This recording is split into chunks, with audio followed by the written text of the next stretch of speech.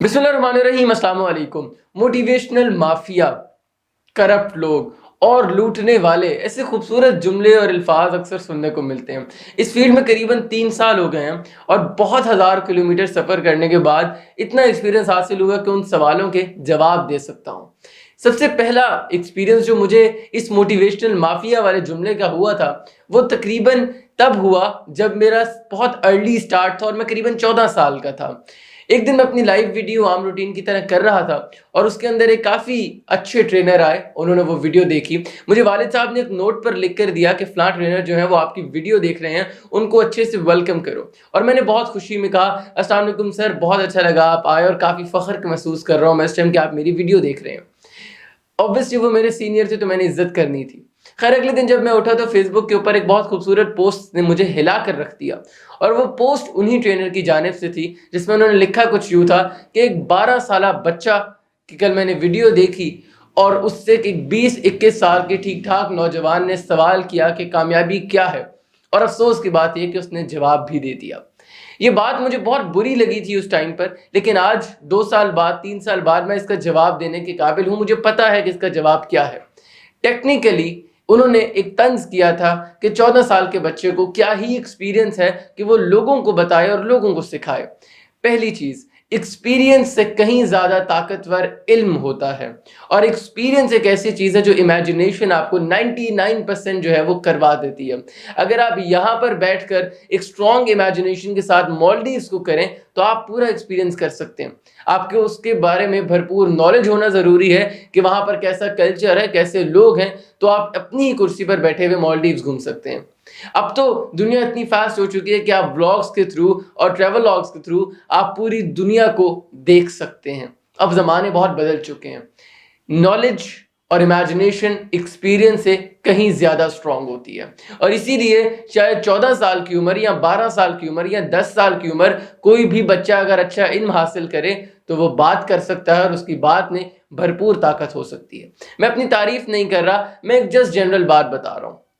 हम लोग आज तक इन्हीं चीज़ों को डिनाई करते रहे हैं कि बच्चों को सिर्फ स्कूल भेजो और उनको लिमिट से निकल कर आगे मत बढ़ने दो। इसी वजह से शायद आज हमारा मुल्क बाकी मुल्क के कंपैरेटिवली पीछे हट चुका है। इसीलिए 12 साल की बच्ची ओलंपिक्स खेल रही है और हमारे ओलंपिक्स में टोटल 10 एथलीट्स गए हैं।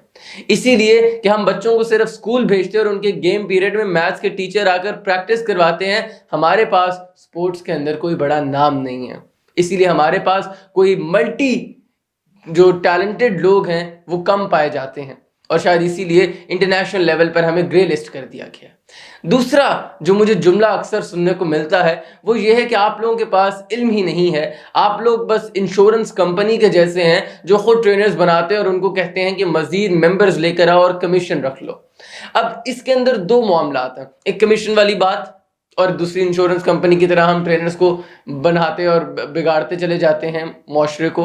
देखिए, पहली चीज़, ट्रेनिंग्स और मोटिवेशनल स्पीकिंग किसी भी मुआशरे की नीड है। अगर आप 1 लाख रुपए कमाते हैं तो 2 लाख कमाने के लिए आपको ट्रेनिंग्स की ज़रूरत है। अगर आप अपनी ज़िंदगी में सैड हैं तो आपको मोटिवेशनल स्पीकिंग की ज़रूरत है, आपको कोई हौसला अफजाई करने वाला चाहिए। और अगर आप बहुत भरपूर खुश और अपने काम को कर रहे हैं तो उस काम को आगे कंटिन्यू करते रहने के लिए आपको मोटिवेशनल स्पीकर या एक गाइड की ज़रूरत है। आप इसको डिनाई नहीं कर सकते। मैं आज इतनी सारी चीज़ों के बावजूद भी 4 गुरुज हैं मेरे पास जो मुझे मेरी फोटोग्राफी कंपनी के लिए अलग, मेरी सोशल मीडिया के लिए अलग, मेरी लाइफ के लिए अलग, मेरी फाइनेंसिस के लिए अलग, वो मुझे सिखाते हैं। क्योंकि इंसान कभी भी मास्टर नहीं हो जाता, वो हमेशा सीखता रहता है, वो हमेशा सीख सीख कर ही आगे बढ़ता है और उसी रोल को मोटिवेशनल स्पीकर सोसाइटी में प्ले कर रहे हैं। जहाँ तक बात रही इंश्योरेंस कंपनी की, तो अगर मैं आपको कहता हूँ कि ये मेरा कोर्स है 5,000 रुपये का, आप जाएं और इसको बेचें और उसमें से हर सेल के अंदर से 10% शेयर रख लें, ये चले 20% शेयर रख लें, वो 1,000 रुपया बनता है। अगर कोई बच्चा जो बेरोजगार है और वो देखता है कि उसकी माँ को कोई सूट पसंद आता है लेकिन पैसे कम होने की वजह से वो खरीद नहीं सकती और वो उस कोर्स के ऊपर दिल लगाकर मेहनत करता है और वो 10 जगह पर बेच आता है और 10,000 रुपये कमाकर अपनी माँ को एक सूट गिफ्ट कर देता है, तो इसमें गलत ही क्या है? या अगर वो अपनी पॉकेट मनी मंथली निकाल लेता है उसी कोर्स को आगे बेचकर, तो उसमें क्या गलत है? क्या दुनिया में एफिलिएट मार्केटिंग नहीं चलती? हर जगह चलती है। दराज के अंदर आपको हर प्रोडक्ट के साथ एक एफिलिएट कोड मिलता है जिसको आप बेच सकते हैं। अगर आपके एफिलिएट कोड से कोई खरीदेगा तो आपको शेयर मिलेगा। That's how the world works. ہم سب یونائٹڈ ہو کر اکٹھے ہی آگے چلتے ہیں۔ پھر ایک سوال جو مجھے ایک ویڈیو کے اندر ملا، وہ سوال یہ تھا کہ کیسے آپ لوگ گاڑیوں میں گھوم کر غریب آدمی کا درد جان سکتے ہیں؟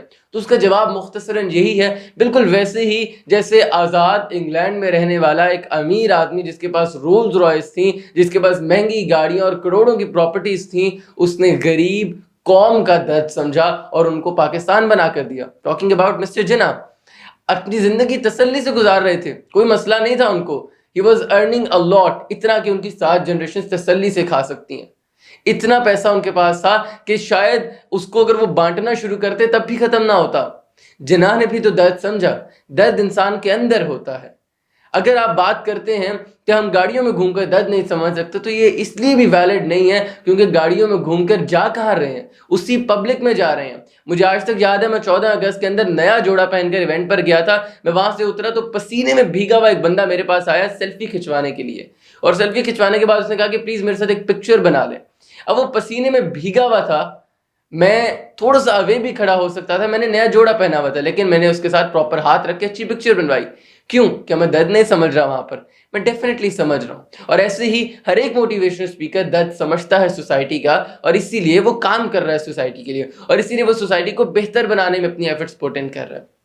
ایک آخری سوال جو مجھے تھوڑا سا ٹینشن دیتا ہے وہ یہ ہے کہ آپ لوگ علم کی قیمت لگا رہے ہیں، آپ لوگ اپنی ویڈیوز کو مونیٹائز کر رہے ہیں، آپ لوگ اپنے سیشنز کو پے پر رکھ رہے ہیں اور لوگوں کو علم بیچ رہے ہیں، علم کی قیمت لگا رہے ہیں۔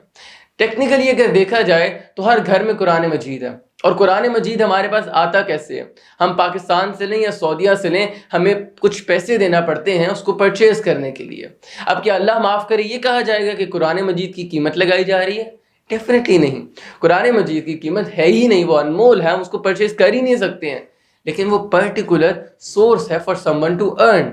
اسی طریقے سے جو لوگ کتابیں لکھتے ہیں وہ اپنی کتابوں کو بیچتے ہیں، اس لیے نہیں کہ کتابوں کی قیمت لگ رہی ہے یا نالج کی قیمت لگ رہی ہے، بلکہ اس لیے کہ دنیا ایسے ہی چلتی ہے، یہ دنیا کا طرز زندگی ہے۔ اگر کوئی سائنٹسٹ ایک پوری کتاب لکھتا ہے کسی تھیوری پر اور اس کو وہ بیچنا شروع کرتا ہے تو آپ اس کو 10 ہزار کے اندر بھی تھیوریز کو دیکھتے ہیں۔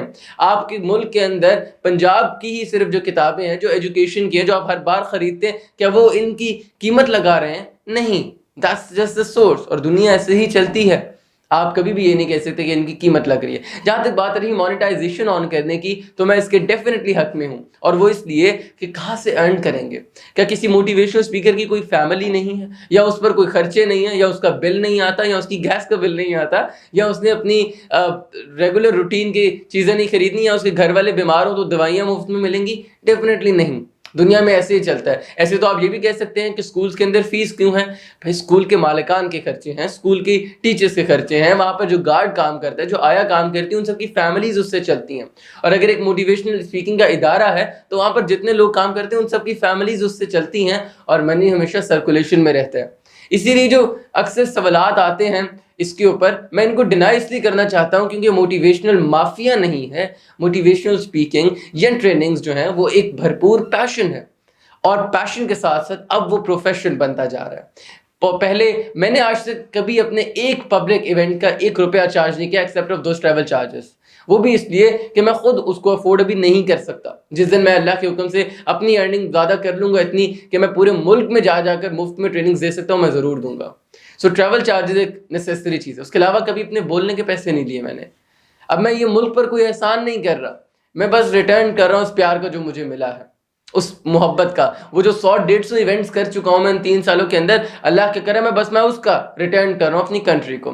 تو میں صرف اتنا کہنا چاہوں گا کہ ایک نیا پروفیشن ہمارے ملک میں اب جنم لے رہا ہے جو دنیا میں 10 سال سے آلریڈی بہترین کامیاب چل رہا ہے۔ تو اگر ملک میں کچھ اچھا آ رہا ہے اور کوئی امید کی کرن بڑھ رہی ہے اس نیگیٹو ٹائم کے اندر، کہ جب کرونا بھی ہے، ڈیلٹا وائرس آ گیا، لاک ڈاؤن چل رہا ہے، پیپرز کا سٹریس ہے بچوں پر۔ مجھے کل میسیجز آ رہے تھے 10th کے پیپرز کے بعد کہ ہم سٹریس میں ہیں، ہمارا پیپر خراب ہوا، ہم کیا کریں اگر ہماری سپلی آ گئی تو۔